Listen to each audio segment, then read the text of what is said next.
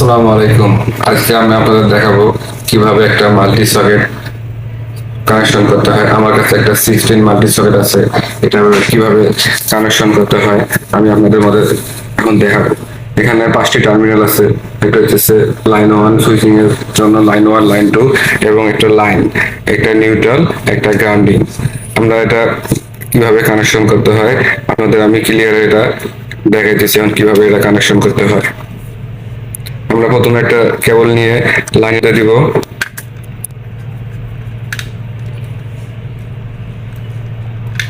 এই কেবলটা শর্ট করে দেব লাইন 1 এর মধ্যে।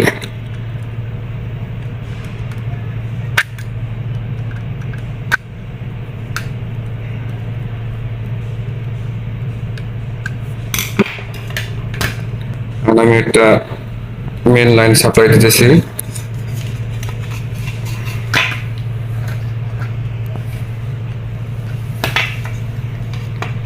মেন লাইনটা দিতেছি লাইন 2 এর মধ্যে।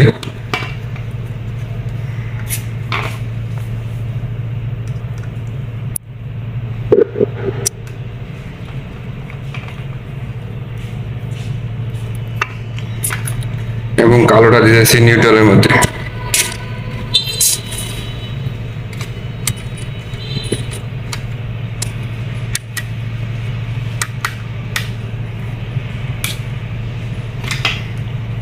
এবং গ্রাউন্ডিং এর মধ্যে কানেকশন।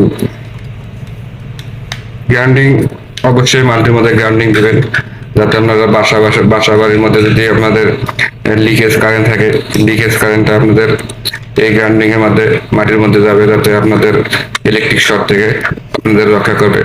অবশ্যই বাসা বাড়ির মধ্যে গ্রাউন্ডিং আপনারা ব্যবহার করবেন। গ্রাউন্ডিংটা হচ্ছে আপনাদের বাসার মধ্যে ফ্রিজ আছে, ফ্রিজের মধ্যে অবশ্যই আপনারা গ্রাউন্ডিং করবেন, যাতে আপনাদের বাচ্চারা যদি ফ্রিজে হাত দিলে ইলেকট্রিক শক না হয়।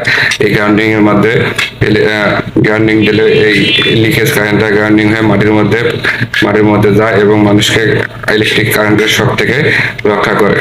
আমার এখন এই মাল্টি সকেটটা তৈরি করা কমপ্লিট।